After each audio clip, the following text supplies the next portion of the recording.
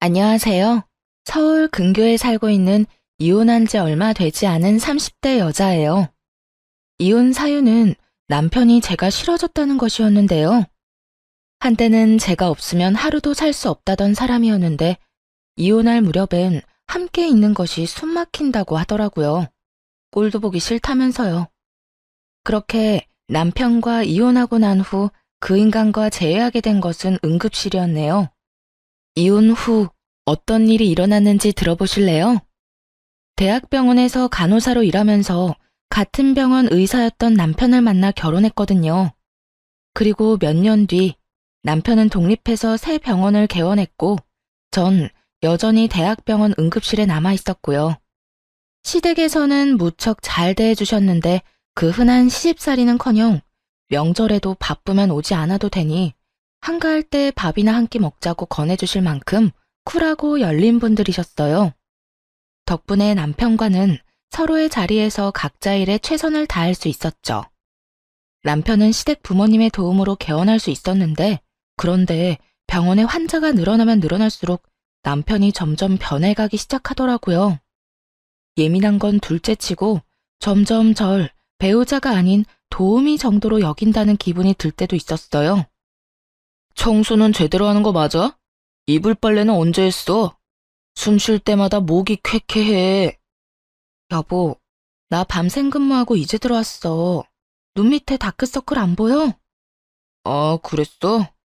그러면 오늘은 집에서 쉬면서 대청소랑 이불 빨래 싹 좀 해. 하는 김에 에어컨도 좀 닦고 말이야. 에어컨 청소는 주기적으로 하고 있는 거 맞지? 이 집엔 나 혼자 사는 거야? 어떻게 모든 일을 나만 해? 당신도 손 있고 발 있잖아. 심지어 당신은 야간 진료는 하지도 않잖아. 내가 밤새워 고생하고 온 날엔 당신이 살림 좀 해주면 안 돼? 나도 힘들어. 누가 당신 보고 안 힘들대? 그런데 집안일은 나보다 당신이 더 잘하기도 하잖아. 내가 해봤자 어차피 당신이 다시 하게 될 텐데 이왕 하는 거 잘하는 사람이 하면 2번 일 안 해도 되잖아. 아, 서재도 좀 치워줘. 완전 엉망진창이야. 청소뿐만이 아니었어요. 반찬 투정까지 부리더군요. 어떤 날은 반찬이 마음에 들지 않는다며 있는 대로 짜증을 내고 나가버리기도 했죠. 가장 대접도 못 받는 기분이라나 뭐라나요. 그래도 이런 남편을 보며 이해해보려고 노력했어요. 얼마나 피곤하고 힘들면 저렇게 예민해질까 하며 측은했거든요. 하지만 이런 인내심도 친정을 무시하는 태도 앞에서 결국 폭발했죠. 그날은 친정엄마의 환갑이었어요. 바쁜 남편 스케줄에 맞춰 일부러 식당을 점심시간에 예약하고 혹시나 하는 마음에 아침을 먹는 자리에서도 약속 시간과 장소를 여러 번 언급했거든요. 그런데 약속 시간이 지나도 남편은 오지 않더라고요. 연락 한 통 없이 말이에요. 결국 남편에게 전화를 걸었고 남편은 아주 태연한 목소리로 이렇게 말하더군요. 깜빡했어. 뭐? 어떻게 다른 것도 아니고 엄마 생신을 잊을 수가 있어. 내가 며칠 전부터 그리고 오늘 아침에도 이야기했잖아. 귀에 딱지 앉을 것 같으니 그만 이야기하라고 했던 게 당신이야. 그런데 뭐? 깜빡했어? 바쁘다 보면 그럴 수도 있지. 돈 좀 보낼 테니까 장모님 드려. 뭐? 안 오겠다는 말이야? 지금이라도 와서 얼굴 비추고 가. 지금 점심시간이잖아. 점심시간이라고 마냥 노는 줄 아냐? 지금도 할 일이 태산이거든. 아휴, 뭘 알아야 대화가 통하지. 하여튼 난 못 가니까 당신네 식구끼리 좋은 시간 보내. 그 순간 이성의 끈이 뚝 하고 끊기는 느낌이었어요. 바로 남편의 병원으로 찾아갔고 거기서 본 풍경에 어이가 없었네요. 바쁘다던 남편 놈은 간호사들과 모여 앉아 시시덕거리며 커피를 마시고 있더군요. 생각 같아서는 그 자리에서 남편에게 따져먹고 싶었지만 차마 입이 떨어지지 않더라고요. 남편의 체면도 있었지만 제 얼굴에 침 뱉는 짓이란 걸 알고 있었으니까요. 가까스로 화를 참고 남편과 함께 진료실에 들어갔어요. 아니, 여기는 왜 쫓아온 거야? 몰라서 물어? 바쁘다며. 당신한텐 커피 마시는 일이 바쁜 일이니? 다른 날도 아니고 환갑이야, 환갑. 그런 날에 간단하게 점심 한 끼 먹는 것도 그렇게 힘이 들어? 아, 깜빡했다고 했잖아. 이미 늦었는데 가봤자 눈치밖에 더 보여? 괜히 내가 가서 분위기 망칠 바엔 안 가는 게 서로 좋잖아. 지금 그걸 말이라고 해? 당신 일정 맞춘다고 이 근처로 예약했고, 시간도 일부러 점심시간으로 잡은 거야. 그런데 당신이 빠지는 게 말이 돼? 그까지 환갑이 뭐라고 이 유난을 떨어? 그냥 생일이잖아. 1년에 한 번씩 있는 생일. 그까지 생일 때문에 병원까지 찾아와서 피곤한 사람 붙잡고 큰 소리 내야겠어? 남편은 미안하단 말 한마디 없이 당당한 태도였고, 그런 남편의 손에 들린 커피를 빼앗아 그 당당한 얼굴에 뿌려버렸어요. 야, 너 이게 뭐 하는 짓이야? 정신 차리라고. 내가 요즘 당신 힘들다고 다 이해해주니까 나나 우리 집이 우습게 보이나 본데 정신 차려. 그날 밤 남편은 집으로 들어오지 않았어요. 남편의 첫 외박이 있던 날이었네요. 도대체 언제부터 사이가 이 지경이 되었는지 가늠도 되지 않더라고요. 복잡한 생각에 잠겨 째깍째깍 흘러가는 시간을 보며 애를 태우던 그때 시모에게서 전화가 왔어요. 아가, 어제 사돈은 잘 만나고 왔니? 좋은 시간 보냈어? 다정한 시모의 목소리를 듣는데 참았던 눈물이 터져 나왔네요. 아무런 대답도 하지 못하고 대성통곡을 하는데 시모는 아무 말도 하지 않고 가만히 기다려주시더군요. 그렇게 한참을 울고 나니 진정이 되었고 그제야 무슨 일이냐고 물어보시더라고요. 어머님, 그게 어제 그의 생신 자리에 오지도 않았어요. 바쁘다고요. 그래서 병원 찾아갔더니 간호사들이랑 커피 마시고 있더라고요. 그 모습이 너무 화가 나서 얼굴에 커피를 부어버렸는데 자기도 화가 많이 났는지 집에 안 들어왔어요. 뭐? 그러면 외박을 했단 말이야? 네. 병원 일로 점점 예민해지기 시작하더니 이젠 뭘 어떻게 해야 할지 모르겠어요. 이 녀석이 우리가 알아서 할 테니 넌 가만히 있거라.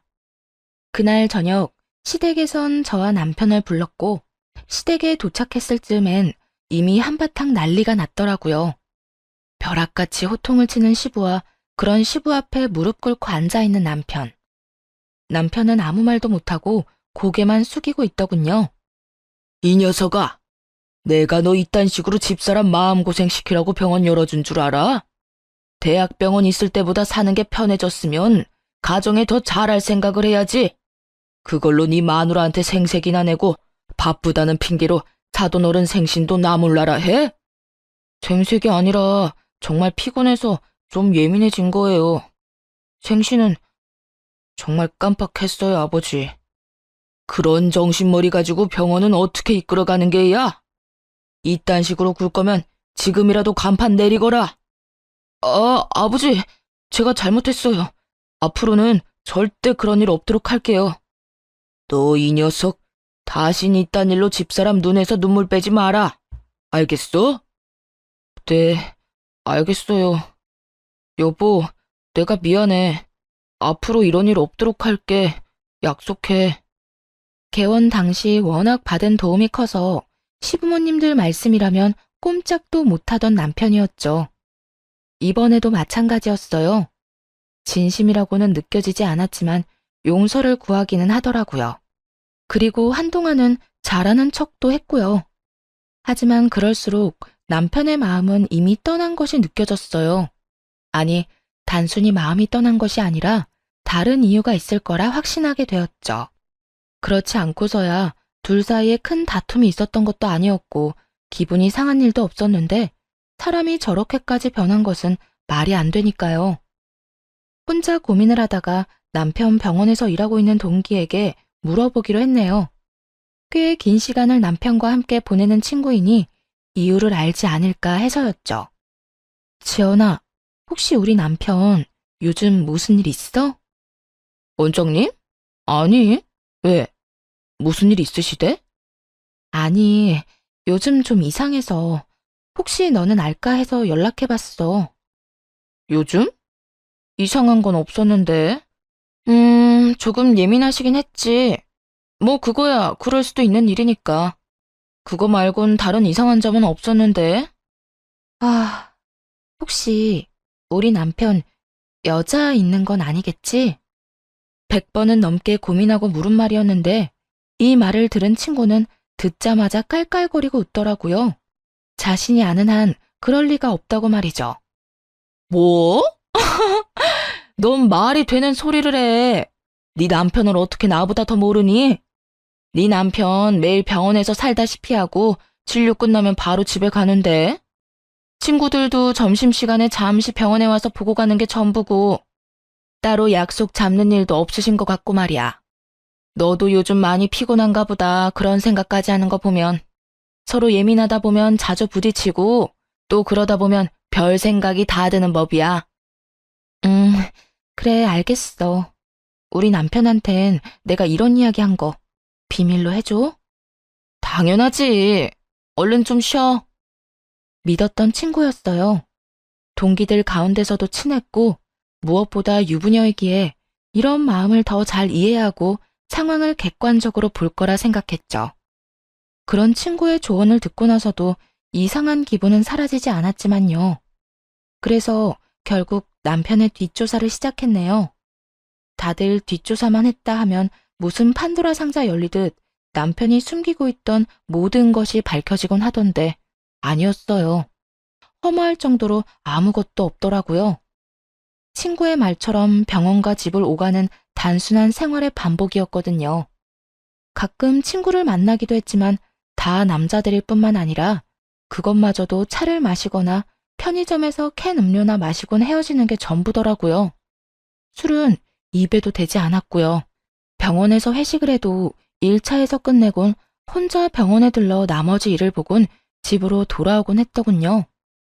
딱히 뭐가 나오지 않아 다행스럽긴 했지만 정작 아무것도 나오지 않으니 환장할 노릇이었어요. 남편은 여전히 이상하게 변해만 갔으니까요. 그렇게 감정이 요동을 지던 어느 날, 남편 입에서 결국 이혼이란 말이 나오고야 말더군요. 그날은 웬일로 남편이 함께 외출을 하자고 하더군요. 밖에서 맛있는 것도 먹고 산책도 좀 하자고요. 그간 좀 소원하긴 했어도 다시 잘 지내볼 생각은 있구나 하는 마음에 한껏 꾸며입고 외출길에 나섰죠. 들떠서 밝은 목소리인 저와는 달리 남편은 건성건성 대답만 하더라고요. 여보, 여기 진짜 오랜만이다. 여기 기억나? 여기서 우리 첫 데이트 했었잖아. 기억해. 그때 우리 둘 다 밤새고 씻지도 못하고 와서는 어떻게든 데이트 좀 해보겠다고 샷 왕창 추가해서 먹고 버텼는데 부부가 돼서 오니 감회가 새롭다. 그렇지? 그렇긴 하네. 기계를 가져와도 이것보단 다채로운 대화가 될 것이라는 생각이 들면서 화가 치밀어 오르더라고요. 이따위로 굴 거면 다른 곳도 아닌 우리의 추억이 있는 곳으로 오지나 말지. 이게 무슨 사람 하나 바보 만드는 짓인가 했죠. 기분이 상해 바로 자리에서 일어나 집으로 돌아와 버렸고 남편 역시 저를 뒤쫓아 집으로 돌아왔고요. 당신 진짜 나한테 왜 그래? 내가 뭘? 내가 뭘? 할 말 있으면 똑바로 말해. 하루 종일 사람 데리고 다니면서 정신은 다른 곳에 있었잖아. 꼭 똥마려운 강아지처럼. 내 눈치는 이리저리 살피면서 그러면서도 또 멍하니 딴 생각만 하고. 난 오늘 당신이 앞으로 잘 살아보자는 마음으로 산책하자고 한 줄 알았어. 오늘 간 곳이 죄다 우리한테 좋은 추억만 가득했던 곳이니까. 그런데 당신은 시큰둥해선 대답만 겨우 하고 나만 들떠있고 그게 뭐야 도대체? 그럴 거면 왜 굳이 나가자고 한 거야? 입으로 뱉고 나니 정말 하루 종일 무얼했나 싶더라고요. 화가 많이 나 씩씩거리는 저를 남편은 한참 바라보더니 이내 하루 종일 품고 있던 말을 꺼내기 시작하더라고요. 내가 많이 고민해봤는데 우리 이혼하자. 나 더는 이렇게 못 살겠어. 목소리에 미안함이라곤 찾아볼 수가 없더라고요. 마치 제가 유책 배우자라도 된다는 듯 말이에요. 이혼? 지금 이혼이라고 한 것 같은데 내가 제대로 들은 거 맞아? 이혼하자고. 나 이제 당신이랑 사는 거 너무 힘들어.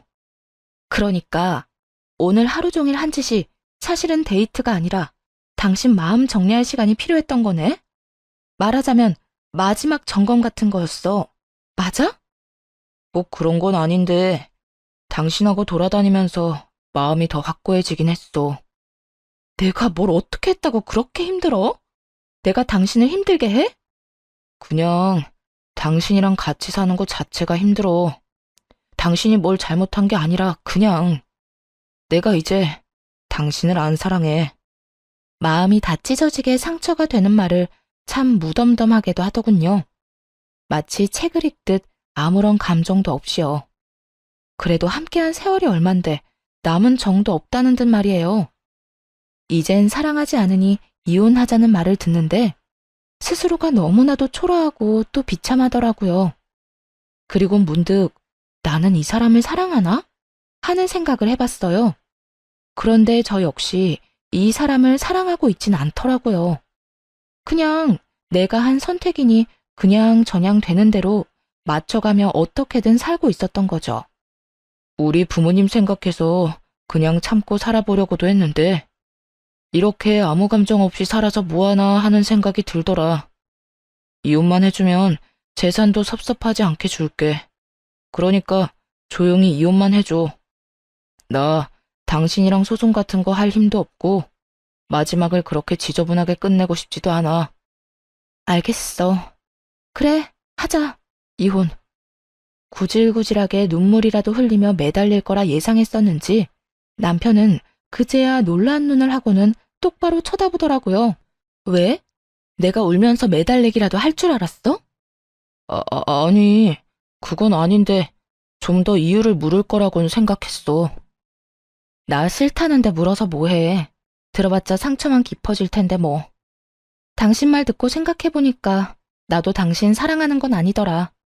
그냥저냥 어떻게 해서든 잘 살아보려고 맞춰가고 있었던 거지. 당신 말대로 그렇게 살아서 뭐 하겠어. 지금이 조선시대도 아니고 아니다 싶으면 애 없을 때 헤어져야지. 그렇긴 하지. 당신 괜찮아? 아니, 안 괜찮아. 사실 나 진짜 비참해. 하지만 어쩌겠어. 이혼하자는 말을 주워 담을 수도 없는 노릇이고. 어쨌든 말 나온 김에 하루빨리 이혼하자. 한 공간에 있는 것도 싫다는 남편과의 이혼은 생각보다 더 빠르고 간단하게 끝이 났어요. 결혼할 때는 상견례니 혼수니 함께 살 집이니 고민하고 하나씩 해결하기 바빴는데 그런 결혼보다 이혼이 더 빨리 끝나더라고요. 남편은 약속한 대로 재산을 나눠주었고 시부모님께 이혼 사실을 전해드렸어요. 마지막으로 물으마. 너 지금 이혼하면 너에게 해주던 모든 것들 다 끊을 것이야. 네가 이때껏 벌어들인 것 빼곤 다 뺏기는 신세가 될 텐데 그래도 이혼할 거야? 네, 아버지. 이미 되돌리기엔 늦었어요. 제 마음도 마음이지만 이 사람도 저한테 이제 마음 없어요. 한 공간에 있는 게 숨이 턱턱 막히기 싫은데 어떻게 같이 살겠어요. 남편의 말을 들은 시부는 저의 생각을 조심스럽게 물으시더군요. 네, 제가 싫다는 이 사람 말 듣고 생각해보니 별반 다르지 않은 마음이더라고요. 당시엔 싫은 마음까진 아니었지만 그렇다고 해서 좋은 마음도 아니었어요. 무엇보다 제가 그렇게도 싫다는 사람하고 저도 살고 싶지 않아요, 아버님. 일이 이렇게 돼서 죄송해요. 네가 죄송할 일이냐? 우리가 자식을 잘못 키워 네가 마음고생 많이 했겠구나. 우리가 미안하다, 아가. 아니에요. 두 분은 최선을 다해 잘해주셨는걸요. 이 말을 들은 시부와 시모는 더 화가 났는지 남편을 보며 무서운 얼굴이었죠. 아마 이게 진작 마음이 떠난 남편이 이때껏 제 곁에서 버텼던 이유였겠죠. 너는 각오하고 있겠지? 우선 카드부터 내놓거라. 집도 처분해서 줄 건 주고 남는 건 가지고 오고 병원은 들인 돈이 있으니 다 갚을 때까진 월세로 있으면서 투자금부터 갚거라. 너하고 새아가한테 주려고 했던 건물은 없던 일로 하마. 늘 말씀하신 대로 남편에게 해주던 모든 지원을 끊어버리시더군요. 상속 명목으로 주시려 했던 건물도 없던 일이 되었죠. 아버지, 다른 건 몰라도 건물은 이 사람과 결혼하기 전부터 주신다고 하셨던 거잖아요. 결혼 이혼이랑은 아무 상관도 없는 건데 그것까지 없던 일로 하다뇨. 네 이놈, 네 놈이 뭐 하나라도 받고 싶었으면 이토록 당당한 태도가 아니었어야지. 네 놈이 오늘 여기 와서 적어도 미안한 기색이라도 내비쳤다면 내 당장은 아니더라도 훗날 언젠가 건물은 주려고 했다.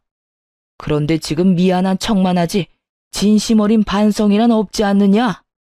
겉으로 나타나는 게 그 정도인데 네 속은 오죽하겠어. 모르긴 몰라도 잔치가 열려도 10대 번은 더 열렸겠지. 아니에요. 저도 마음이 편치만은 않다고요. 편하진 않아도 미안하지도 않다는 뜻으로 들리는구나. 아니요. 저도 죄송하고 미안해요. 진심이에요. 에휴, 더는 듣고 싶지도 않다.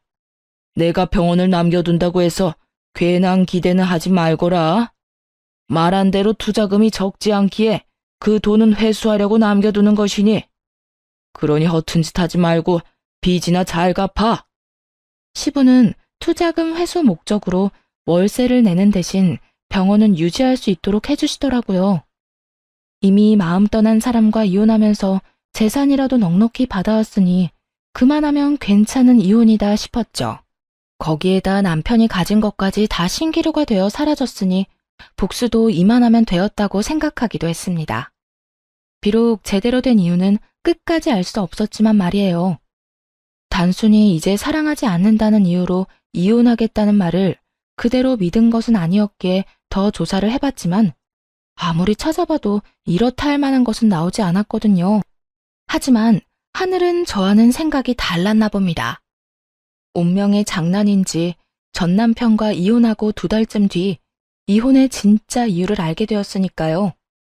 그리고 제대로 된 복수도 하게 되었고요. 그날도 응급실에서 근무를 하고 있었어요.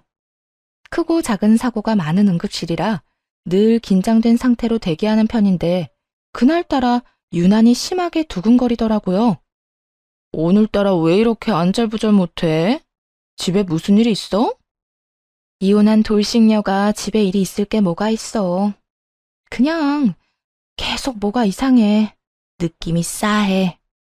그렇게 주변에서도 제 불안을 느낄 정도의 싸한 예감이 이어지던 그때 큰 교통사고로 인해 긴급한 상황의 환자가 연이어 들어오더군요. 급하게 환자를 향해 달려갔고 환자의 얼굴을 확인하고는 그 자리에서 아무것도 못한 채 멍하니 서 있을 수밖에 없었습니다. 그 환자는 바로 남편과 제 동기 친구였거든요. 전 남편의 호의로 한 차에 타고 있었다기엔 새벽 3시에 가까운 시간. 누가 봐도 불륜임을 알 수 있는 상황이었어요. 심지어 임신 상태더군요. 아빠가 누구인지 쉽게 확인할 수도 없는 아이를 말이죠. 멍해서 억장이 무너지는 기분조차 들지 않더라고요. 아니, 오히려 그제야 왜 이혼까지 하게 되었는지 이해가 되며 속이 뻥 뚫리는 기분마저 들었어요. 배신감이요? 그딴 감정도 들지 않았어요. 그저 2사람이 저를 속이고 어떻게 외도를 저질러 왔는지 그 과정이 머릿속에 쉽게 그려지더라고요. 흥신소에서도 2사람의 외도 증거를 잡지 못한 이유는 병원에 있었죠. 병원에는 뒷문이 있었는데 간호사들도 알지 못하는 전 남편의 진료실 뒤편에 있는 작은 문이었어요. 상간녀는 그곳으로 몰래 오가며 남편과 불륜을 저질렀던 거죠. 우선 상간녀의 남편과 전 시부모님들을 병원으로 불렀어요. 상간녀의 남편 역시 알고 지내던 의사였던지라 연락처가 다 있기도 했고 2사람의 외도에 대해 다른 증거 없이도 설명할 수 있는 장소이자 상황이라 판단했기 때문이었어요. 더불어 상황이 상황인지라 전 남편에겐 보호자가 필요한 순간이기도 했고요. 제일 처음 병원에 도착한 것은 전 시부모님들이었어요. 어찌나 놀라셨는지 신발도 제대로 신지 못하고 오셨더군요. 아가야, 이게 무슨 일이니? 우리 아들이 사고라니? 얼마나 큰 사고길래? 그게 상황이 좋지 않아요. 일단 제가 사인해서 수술은 들어갔는데 어떻게 될지. 저도 장담할 수가 없어요, 어머님. 어쩌니, 어쩌니. 이 새벽에 왜 운전을 하고 돌아다닌 게야? 혼자였니? 아니면 누가 옆에 있었니?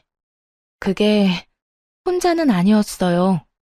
전 시모는 저의 곤란한 표정을 보더니 말하지 않아도 안다는 듯 손을 꽉 잡으셨고 전 시부는 두 눈을 질끈 감으시더군요. 저보다도 두 분이 더 상처를 받으신 듯 잡은 두 손이 미세하게 떨리고 있더라고요. 전 괜찮아요. 그런데 그 사람 상태가 생각보다 좋지 않아요. 일단 다른 건 생각하지 마시고 지금은 수술 생각만 하기로 해요. 보호자 대기실 저쪽에 있으니 가셔서 몸부터 좀 녹이세요. 그래, 일단은 애 몸부터 생각합시다. 아가, 너도 얼굴이 좋지 않아. 따뜻한 것 좀 마시고 일하거라. 응? 네, 아버님. 그렇게 전 남편의 상태를 전하고 두 분을 진정시키고 응급실로 돌아왔는데 상간녀의 남편이 뛰어들어오더군요. 가운을 입고 뛰어들어오는 걸 보니 병원에 있다가 달려오는 길인 듯 했어요. 수민 씨, 우리 지연이 많이 다쳤어? 걱정하며 뛰어들어오는 상간녀의 남편을 보며 고민이 되지 않았던 건 아니었어요. 굳이 둘의 불륜 사실을 지금 밝히는 게 맞을까 해서요. 그런데 지금 이야기하지 못하면 나중은 없을 듯 했고 그렇다고 덮고 지나갈 만큼 바보는 되고 싶지 않았어요. 그래서 결심했죠. 그 순간에 모든 사실을 밝히기로요. 그게 지연이는 그나마 괜찮은데 우리 전 남편이 많이 다쳤어요. 함께 있었더라고요. 전 남편이라면 그러면 둘이 같이 차 타고 가다가 사고가 났단 말이야? 지금 이 시간에 두 사람이 함께 있을 일이 뭐가 있어? 설마 아니지? 믿을 수 없다는 듯 멍하니 바라보는 상간녀의 남편을 보는데 그 심정이 이해가 되더라고요. 갑작스럽게 이혼 통보를 들었을 때가 떠오르며 말이죠. 절로 나오는 한숨을 내쉬며 다른 사실을 알려주었어요. 바로 상간녀의 임신 소식 말입니다. 그 설마가 사람 잡았네요. 엑스레이 찍기 전에 혹시 몰라서 검사했는데 지연이 임신이더라고요. 알고 있었어요? 임신? 지연이가? 아니, 몰랐어. 임신이에요, 지연이. 한 5주쯤 된 것 같은데. 하여튼 아기는 무사해요. 상간녀의 남편은 대답이 없었고 저 역시 더는 할 수 있는 말이 없더라고요. 비교적 적게 다친 상간녀가 급한 치료를 마치고는 자신의 남편을 향해 다가왔거든요. 여보, 어떻게 알고 여기까지 온 거야? 지금 병원에 있어야 하는 거 아니야? 지금 그게 중요해? 당신 바람 피우고 있었어? 어? 그게 무슨 말이야? 바람이 아니면 지금 이 시간에 당신이 왜 최 원장이랑 한 차를 타고 가다가 사고가 나? 그게 말이야? 됐어. 많이 다친 거 아니지? 치료 받을 거 받고 퇴원하는 대로 이혼 준비나 해. 나도 바빠서 병원 가야 하니까. 상간녀의 남편은 더는 말을 섞고 싶지도 않다는 듯 상간녀의 말을 잘라버리고 병원 밖으로 나가버렸어요. 상간녀는 그제야 제가 보이는 듯 언성을 높이며 따지고 들더라고요. 응, 알다시피 보호자가 필요한 순간이라서 말이야. 때마침 연락처도 알고 있어서 불렀는데 왜? 왜? 지금 왜라는 말이 나와? 네 가정 깨졌다고 내 가정까지 깨겠다는 심보야? 야, 말은 바로 해. 네 가정도 네가 깬 거야. 애초에 바람 피운 연놈은 너랑 저 새끼인데 왜 애꿎은 내 탓을 해? 네가 내 남편을 불렀으니까. 그러게, 누가 사고가 나래? 아니, 누가 바람을 피우래? 너도 참 뻔뻔하다. 어떻게 나한테 그딴 걸 따질 생각을 해? 검사 받으면서 양심도 같이 두고 왔니? 정신 차려 이 상간녀야. 넌 상간녀 중에서도 악질이야. 어떻게 동기 남편이랑 그딴 짓을 저질러? 그러면서 뭐? 원장님은 바람 피울 리가 없다고? 내가 발 동동 구르며 너한테 고민 상담할 때 내가 얼마나 웃었을까? 다른 사람도 아닌 당사자한테 그걸 묻고 있었으니 말이다. 너도 알지? 지금도 상간녀 소송은 가능하다는 거. 그냥 넘어갈 생각 없으니까 각오하는 게 좋을 거야. 상간녀는 온갖 거친 말들을 쏟아내기 시작했는데 그냥 무시하고 일터로 돌아왔어요. 그 새벽이 어떻게 지나갔는지도 모르게 시간은 흘렀죠. 그 후 상간녀는 이혼을 하게 되었더라고요. 듣기론 막상 이혼이 진행되자 상간녀는 담담하게 그 상황을 받아들이고 이혼했다더군요. 하긴 뱃속에 애도 있으니 나름 현명한 판단을 한 것이었겠죠. 그 아기로 인해 앞으로 어떤 일이 일어날지도 모르고 말이죠. 저 역시 상간녀를 상대로 위자료를 청구했고 이혼은 순순히 했으면서도 위자료는 주기 싫었는지 다시금 찾아와 득달같이 따지고 들더라고요. 뻔뻔하게도 말이죠. 야, 너 꼭 이렇게까지 해야겠어? 너 때문에 나까지 이혼하는 꼴 봤으면 됐잖아. 그랬으면 됐지. 꼭 상간녀 소송까지 해야겠어? 넌 이미 이혼도 했잖아. 어찌나 뻔뻔한지 얼굴에 침이라도 뱉어주고 싶은 마음이었네요. 그냥 내쫓아버릴까 하는 생각이 들기도 했지만 뱉어내는 말들이 너무나도 주옥 같아 대꾸하지 않고는 못 견디겠더군요. 이혼하면 너희가 바람 피우는 게 없던 일이 되니? 너 때문에 내 가정이 다 찢어진 게 없던 일이라도 되냐 이 말이야. 그렇게 소송이 무섭고 돈이 아까웠으면 애초에 그딴 짓은 하지 말았어야지. 여기까지 찾아올 정성으로 차라리 용서를 구해보지 그랬어. 그랬으면 지금 이런 일은 없었을 텐데 말이야. 뭐 이미 늦었지만. 그래, 내가 다 잘못했고 너한테 죽일 년이니까 상간녀 소송 그거 하지 마. 우리 그래도 한때는 친구였잖아. 그러니까 소송만은 하지 말아줘. 응? 상간녀는 애원에 가까운 부탁을 했지만 소용없는 짓이었죠. 결국 소송을 통해 위자료를 받아냈으니까요. 이제 남은 것은 전 남편이었어요. 전 남편의 상황은 생각보다 더 좋지 않았어요. 도대체 어떻게 사고가 난 것인지 하반신 불구는 물론이고 상반신도 한쪽은 마비 증상이 있는 상태였어요. 의사 생활은 물론이고 일상생활에도 불편함을 겪을 정도였죠. 즉, 장애인으로 살아가야 할 신세가 되었습니다. 그런 신세가 된 전 남편을 보는 것은 전혀 슬프지 않았는데 슬퍼하는 전 시부모님을 지켜보는 것은 힘들더라고요. 아무래도 그간 친부모님처럼 잘 대해주신 분들이니까요. 그래서 전 남편의 곁을 지키는 두 분을 챙기기 시작했고 그런 행동에 상간녀가 안달이 난 모양이더라고요. 혹시나 전 남편을 빼앗길까 조바심이 들었는지 어느 날은 전 시부모님 앞에 무릎을 꿇고 앉아 절절한 사랑 고백을 하더군요. 저희가 비록 시작은 옳지 않았으나 마음만큼은 정말 진심이었어요. 저 원장님 진심으로 사랑해요. 그래서 뭘 어쩌란 말이니? 너를 며느리로 받아달라 이 말이니? 네 눈엔 제 불구된 거 안 보이니? 그래도 상관없다 이거야? 네, 저는 상관없어요. 원장님 상황이 어떻든 전 원장님을 사랑해요, 어머님. 그러니까 저 좀 예쁘게 봐주세요. 제가 살면서 정말 잘할게요. 저 받아주신 거 절대 후회할 일 없도록 잘할 자신 있어요. 그래, 그러려무나. 전 시댁에서 허락을 하니 상간녀는 부잣집에 시집갈 생각에 기쁜 내색을 감추지 않더라고요. 하지만 그것도 잠시였어요. 전 시댁에선 병원도 빼앗고 그나마 지원해주던 병원비마저 끊어버렸으니까요. 불구가 된 아들을 버리기는커녕 데리고 살아준다는데도 불구하고 이토록 냉정하게 구신 이유가 다 있었어요.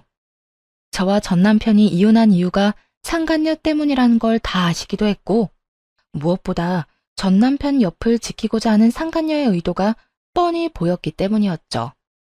여러 사람 눈에서 피눈물이 나게 하고 자기는 호의호식하며 살겠다는 그 추악한 의도가 말이죠. 위자료로 전 재산을 날리고 빚까지 진 것도 모자라 거지가 된 사람의 병시중까지 들게 될 상황이 되자 상간녀는 뱃속의 아이를 핑계로 돈을 요구하기 시작하더라고요. 아버님, 어머님, 아무리 제가 미우셔도 이건 아니죠. 최소한 먹고 살게는 해주셔야죠. 아니, 치료받을 돈은 주셔야죠.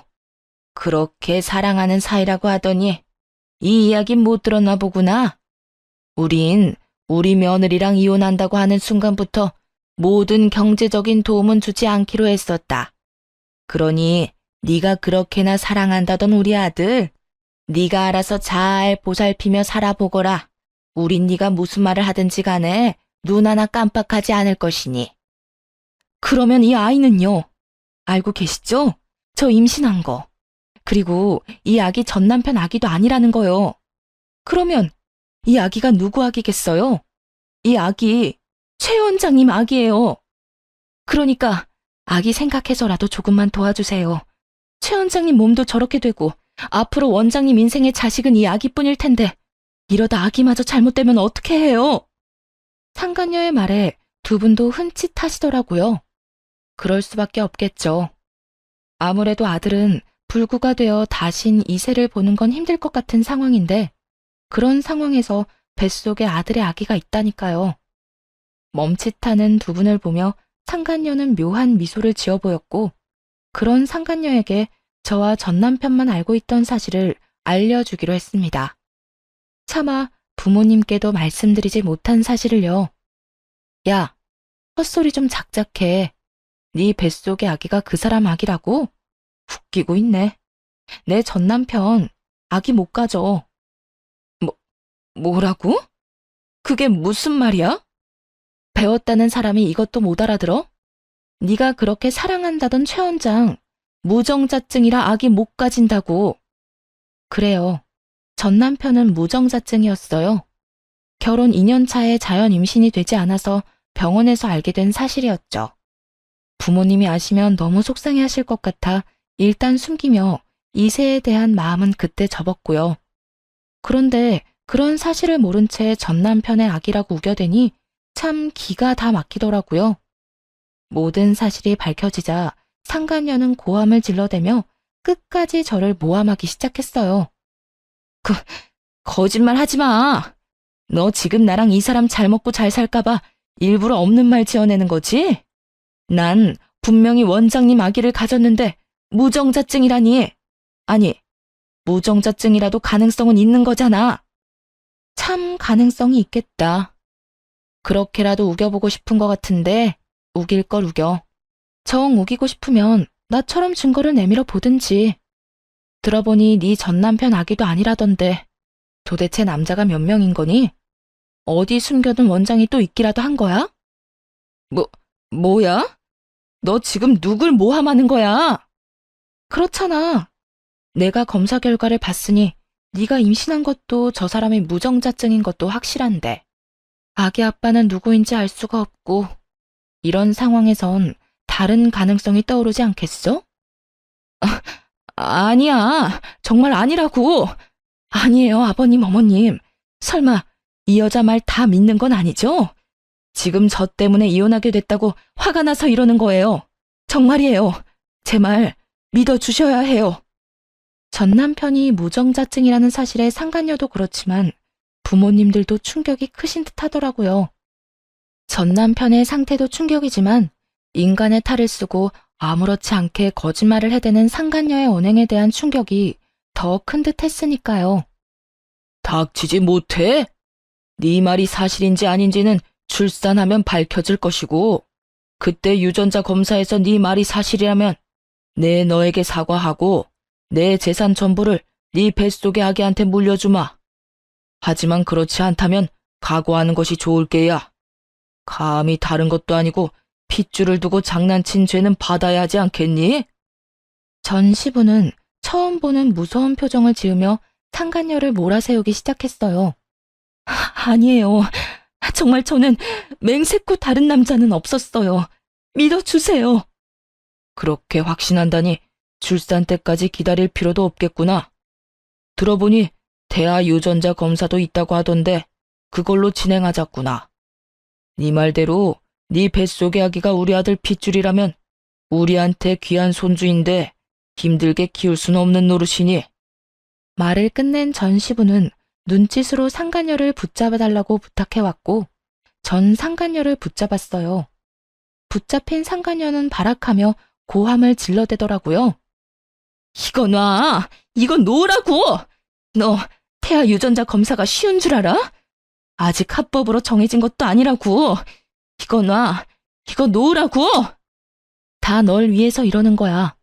홀몸도 아닌데 합법이든 불법이든 빨리 검사해서 확실해지면 돈도 펑펑 쓰고 너도 아기도 좋은 거 아니야? 당당하다는 애가 왜 이래? 이거 놔! 혼비백산. 말 그대로 아수라장이었네요. 상간녀는 있는 힘껏 저를 뿌리치고 도망쳤는데 그런 상간녀의 모습을 설명하기에 딱 어울리는 말이더군요. 마치 넋이 나간 사람처럼 정신없이 도망치는데 그 꼴 참 보기 좋다 싶었네요. 그 후 상간녀의 소식이 들려온 건 정확히 1년 뒤였어요. 아기를 안고 자신의 전남편 앞에 나타난 상간녀는 뻔뻔히도 임신 주수를 착각했었다며 이번에는 전남편의 아기라고 우겨댔다고 하더라고요. 순순히 넘어갈 리 없었던 전남편은 유전자 검사를 했고 결과는 당연하게도 그와는 일치하지 않는 것으로 나왔다고 하네요. 그래서 다시 한번 떠들썩했다고 동기들이 알려주더군요. 이야기 들었어? 그 상간녀가 안고 온 아기 전남편 아기도 아니래. 이번에 우리 병원에서 유전자 검사했는데 또 불일치. 그래서 난리도 아니었어. 상간녀는 무조건 검사가 잘못됐다고 하고 전남편은 꺼지라고 소리 지르고 전남편은 아니라고 생각하면서도 살짝 기대한 모양이더라고. 하기야 그렇게 당당하게 아기 안고 나타났으니 나라도 기대는 하겠다. 좀 당당했어야지. 뻔뻔하기는 진짜 뻔뻔하다. 금방 밝혀질 거짓말을 어쩌면 그렇게 당당하게 할 수 있는지. 그나저나 네 전남편 애는 확실하게 아닌 거 맞아? 확실하게 아닌 거 맞아. 그건 내가 확신할 수 있어. 그래서 걔는 어떻게 됐어? 어떻게 되긴 또 주랭랑 쳤지 뭐. 사기죄로 고소한다는 말까지 나오니까 겁났는지 도망가더라. 들어보니까 친정에서도 남 부끄럽다고 나 몰라라 한다던데. 꼴 좋다. 그러게 다른 사람도 아니고 너한테 그딴 짓을 하래? 벌 제대로 받는 거야. 네 전남편도 그렇고 그 상간녀도 그렇고. 그러면서 진짜 아기 아빠는 누구인가에 대해 한동안 입방아에 오르락내리락거리기도 했죠. 한바탕 소동이 끝나고 전남편은 병원에서 퇴원해 요양원으로 가게 되었어요. 아무래도 집에서는 관리가 힘들고 재활도 함께 진행해야 하니 요양원에서 지내며 전문가들의 도움을 받기로 한 것이죠. 휠체어 신세가 된 전남편을 보니 아무래도 마음이 좋진 않았는데 그런 마음조차 확 날아갈 만한 일이 있었네요. 퇴원하는 날 저를 향해 갖은 악다구니를 쏟아냈으니까요. 또 내가 이 꼴이 돼서 속으론 통쾌하지? 아니, 내가 교통사고 난 것도 네가 속으로 빌고 또 빌어서 그렇게 된 거 아니야? 악밖에 남지 않은 전남편의 말을 듣는데 정신이 확 들었어요. 저딴 인간에게 동정심을 남기다니 참 순진하고 멍청했구나 하는 생각도 들더군요. 야, 정신 차려. 네가 알다시피 나 무당 아니고 간호사야. 네가 말아먹은 네 신세 내 탓으로 돌릴 생각 말고 재활이나 잘 받아. 이제 옆에서 도와줄 여자도 없는데 혼자 잘 살아가야 할 거 아니야. 야, 너 진짜 내가 가만 둘 것 같아? 네가 가만 안 두면 어쩔 건데? 네가 인간이라면 나한테 이러면 안 되는 거 몰라? 내 인생 망친 것도 모자라 본인 인생도 그따위로 망쳐놨으면 이제라도 반성이란 걸 하고 좀 똑바로 살아. 내가 뭘 그렇게 잘못했는데? 설사 내가 잘못했다고 쳐도 이런 신세가 될 만큼 잘못한 건 아니잖아. 난 억울해. 억울하다고. 난 너 때문에 하루아침에 가정도 깨지고 인생도 망가졌어. 내 잘못은 하나도 없었는데 내 마음은 산산조각이 났다고. 그런 내 앞에서 네 억울함을 호소하고 싶니? 내 원망이나 하고 싶냐고. 넌 정말 끝까지 나에 대한 배려나 미안함 따위는 전혀 없구나. 너야말로 어떻게 나한테 이렇게까지 해. 이혼할 때도 나지 않았던 눈물이 그제야 나더라고요. 울면서 고함을 질러대자 전 남편도 그제야 정신을 차린 듯 멍하니 바라보더군요. 놀랍기도 했겠죠. 울며 불며 매달릴 거라 생각했던 순간엔 눈물 한 방울 흘리지 않던 여자가 악다구니를 쓰고 달려들어야 할 순간에 눈물을 흘리니 당신은 부모님 보기 부끄럽지도 않아? 어떻게 마지막까지 이런 꼴을 보일 수가 있어? 나한테나 부모님한테나. 다리만 망가진 채로 살아. 마음까지 망가뜨리지 말고. 본인 말고 부모님 생각해서라도 정신 똑바로 차리고 살란 말이야. 전 남편은 그제야 뒤에 서 있는 부모님이 떠올랐는지 고개를 떨구더라고요. 그나마 부모님 생각하는 마음은 남아있어 다행이라고 생각했네요.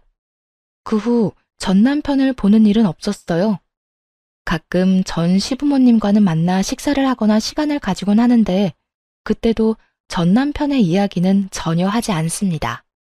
그저 서로의 안부와 이런저런 사는 이야기를 나누며 시간을 보내고 돌아오곤 해요. 한 번은 전 시부모님께서 이런 이야기를 하시더라고요. 아가, 넌 재혼 생각은 없니? 네? 재혼이요? 아, 어머님, 무슨 그런 말씀을 하세요. 전 그런 생각 없어요. 그러지 말고 다시 잘 생각해봐. 너희 부모님도 내심 네가 다시 시작하길 원하실 거야. 우리도 그렇고 말이야. 우리 아들 잘못 때문에 그렇게 된 거지 네 잘못은 없었잖니. 세상 남자들이 다 우리 아들 같진 않아. 가정적이고 좋은 남자가 얼마나 많은데. 나이도 아직 젊은데 잘 생각해 보려무나. 너 시집 간다고 하면 혼수는 우리가 해주마. 네가 정말 딸 같아서 하는 말이야. 너무 걱정하시는 것 같아 대답은 잘 생각해 보겠다 했지만 재혼 생각은 전혀 없는 상태예요. 마음에도 정해진 양이 있다고 하는데 이미 전 남편에게 온 마음을 다 쏟은 것 같거든요. 사랑도 미움도 무관심도 말이에요. 언젠가 이 마음들이 다시 채워진다면 그때는 다시 좋은 사람을 만날 수도 있지 않을까요? 요즘 전 병원을 그만두고 휴식을 취하고 있는 중이에요. 너무 많은 일이 있기도 했고 간호사라는 직업에 대한 회의감이 들어서요. 갈림길에 서서 고민을 하는 단계라고나 할까요? 요즘엔 유아교육에 대해 공부를 하고 있긴 한데 이 어두운 터널을 벗어나 무엇을 하며 살아갈지 기대되는 요즘이네요. 이로써 저의 사연은 끝이 났네요. 긴 사연 함께 해주셔서 감사합니다.